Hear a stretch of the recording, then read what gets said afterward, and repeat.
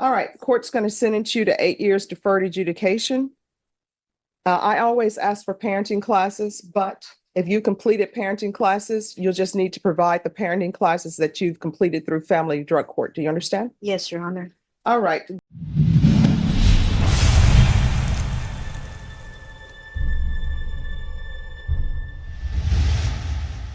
Is calling 2024 CR 2942, State of Texas versus Patricia Munoz.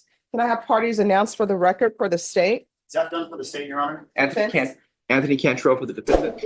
And are you Ms. Munoz? Yes, Your Honor. On June 10th, you entered a plea of no contest to count one. The court found there was sufficient evidence to find you guilty. Court deferred finding of guilt as you had applied for deferred adjudication.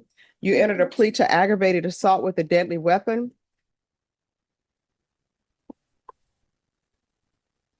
State was silent on your application. And it appears that the punishment is to be assessed at a cap of 20. Yeah, I believe counts from what I remember, state was silent and then range of punishment being up to 20, but I believe. This is what you all have written. I apologize. I'm like, Rush, that's my bad.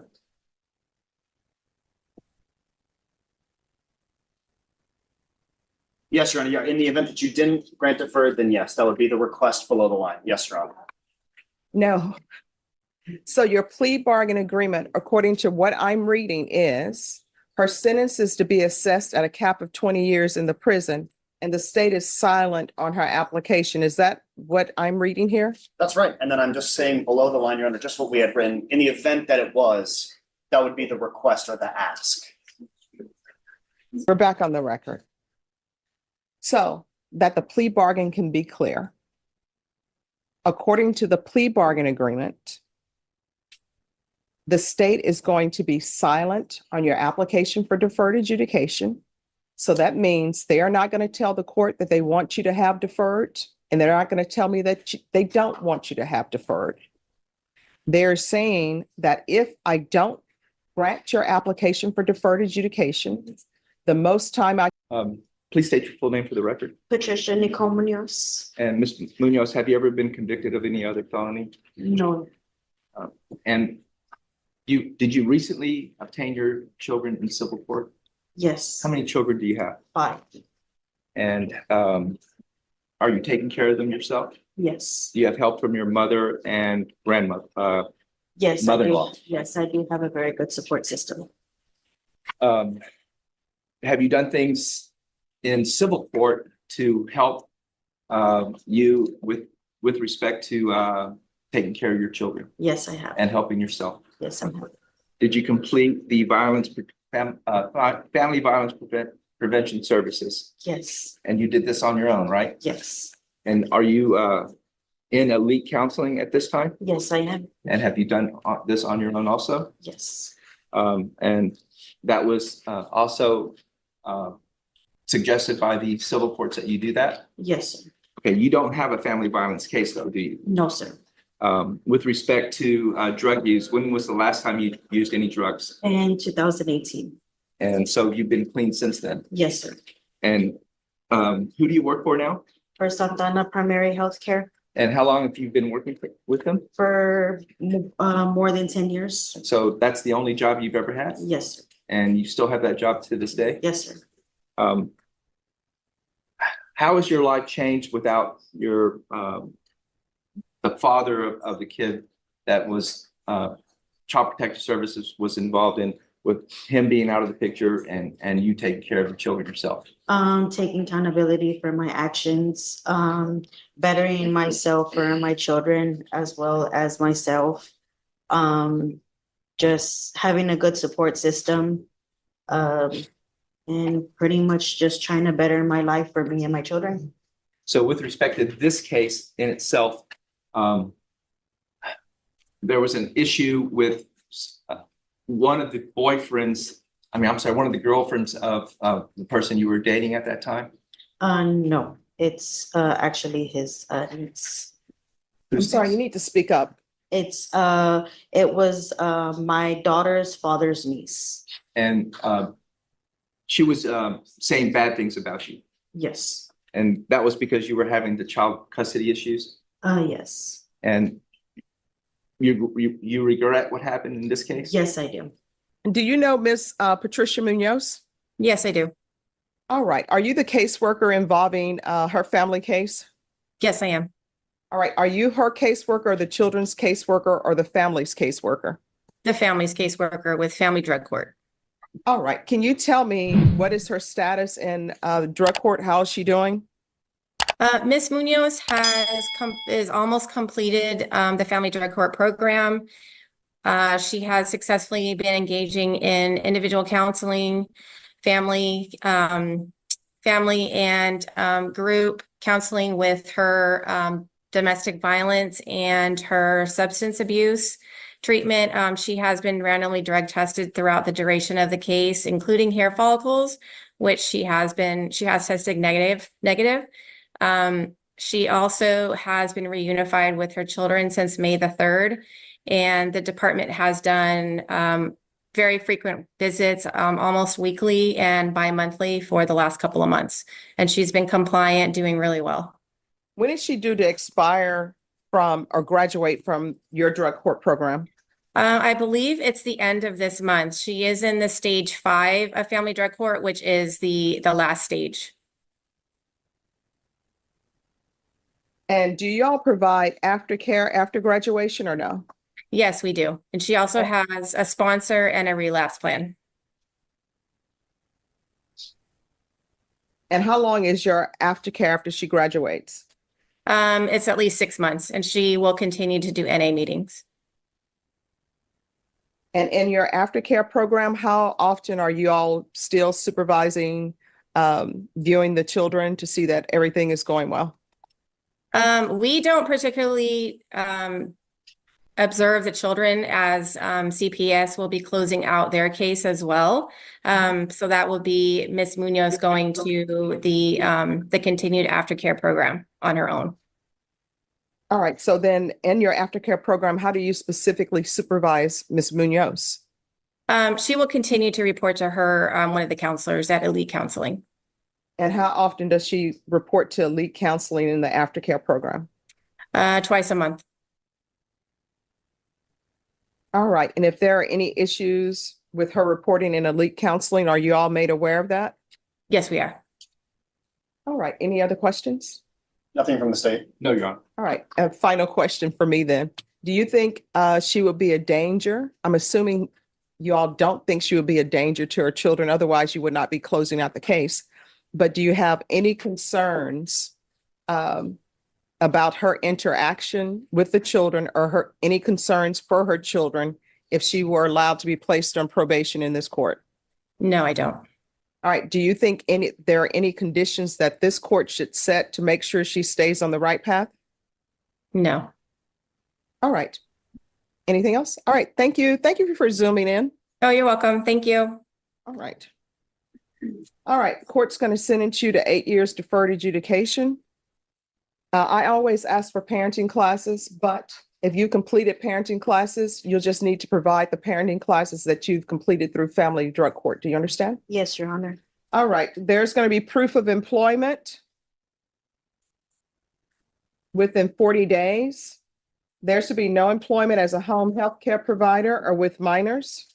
Judge, may I interject on that? Is what she has been doing for the last 10. Doing what? Healthcare provider. And her whole life she's been doing it. Well, here's the thing. I don't allow people to be healthcare providers when they're on probation in this court. If you want to be a healthcare provider, then there needs to be notice given to whoever you're employed with saying, I know this is what she's charged with. I know she's on probation for this amount of time, and the person that you're providing the healthcare for also needs to be made aware of that. And I need that in writing saying that they have no problem. Otherwise, you're not allowed to do it. Yes, Your And Honor. let me just tell you, I'm not treating you any differently than anyone else. The reason why I do that is because sometimes these home healthcare providers, they would just hire people. They go into people's homes. Nobody knows if this person is on probation, has a theft, has an abusive history, and they're leaving them with somebody vulnerable. So I'm not going to allow her to be a home health care provider probation unless she provides a letter from her employer, and that employer states, and it's notarized, that they're aware that she's on probation for aggravated assault with a deadly weapon, and they're aware of her criminal history. And whomever she is providing the health care to, the individual, they need to provide a notarized letter saying, we know that she's on probation for aggravated assault with a deadly weapon. Here's her history, and it needs to be notarized, and they have no objections. Otherwise, she will not be able to do that. Understood. No, there is. There is, No, there is. she's not related to any of those people. And There is. we discussed that. We discussed that last time, also. Prior to- No. This is the niece. These are all family members. And she said it's the niece of the father of her child. Did she not say that? Yes. These are family members. So there is an affirmative finding of family violence. And because there's an affirmative finding of family violence, you're not allowed to own or possess any weapons or ammunition. If you have a question over what a weapon or ammunition is, you'll need to speak to an attorney. Do you understand? Yes, Your Honor. And with regards to the affirmative finding of family violence, it's in the family code. I follow it. If for some reason people believe my interpretation of the family code is incorrect, we can always revisit that. But for now, my interpretation of the family code is this is an affirmative finding of family violence. And my hands are tied. I can't say I'm not going to have an affirmative finding of family violence. Do you understand? Yes, sir. Court is calling 2021 CR 2910W, State of Texas versus Rick Anthony Contreras. Can I have parties announced for the record for the state Jason Garahan, Your Honor. defense? Charles Bunk for Mr. And- Contreras. And are you Rick Anthony Contreras? Rick Anthony Contreras II. All right, what drugs are you saying that you've been using? Marijuana, and I was using methamphetamines. How often were you using meth? I was using it every other day. All right, so I don't understand how you're able to take care of family members, but you're using meth. I was taking care of my son and everything, but when my brother passed, I just fell into a deep hole. I wasn't using drugs, I was only smoking weed. But when my brother passed, I dove into using meth. And how old is your son? My son is 4. And you're taking a 4-year-old using meth. No, I was taking care of him, and I stopped because his mom just started to be able to walk. She's able to move and stuff. She was in a wheelchair. I was taking care of him the entire duration of probation. All right, so when did you start using meth while you were taking care of a 4-year-old? I wasn't taking care of him when I started using that. All right, so you waited until his mother could start walking, then you went off to start doing meth. He started using meth after his brother. His wife had already started to walk again before his brother passed. So she was able to resume care of his son. But shortly after that, his brother passed. And at that point, he started using meth, but he was no longer caring for his son because his wife had resumed the ability to walk and care for their son. Yes, ma'am. Why didn't you pick up the phone and call your probation officer and say, the mother of my son has had an accident. She's in a wheelchair. This is what's going on with my life. Can you help me a little bit on the reporting? Your Honor, I did talk to her. The probation officer that I had was not cooperating with me. My first probation officer. So let me stop you there. If that probation officer is not cooperating with you, and I've seen you before because you've been before me before, Yes, ma'am. why didn't you come to court and say, Judge, this is what's going on with my life? I didn't know I could come to court and do that. No, don't do that because I tell everybody they can do that.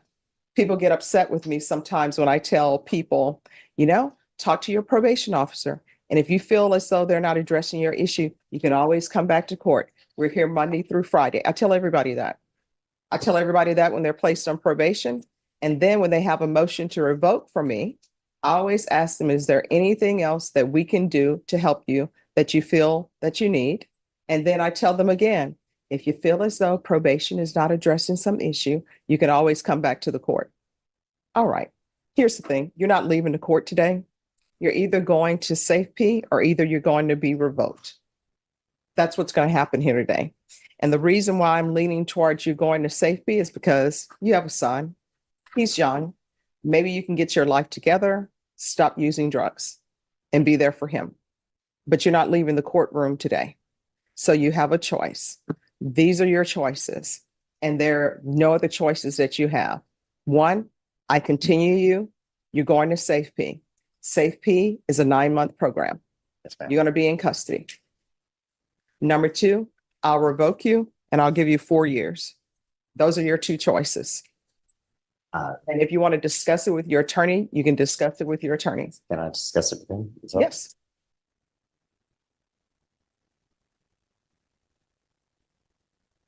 Oh, he wants to discuss with you. Uh, Okay.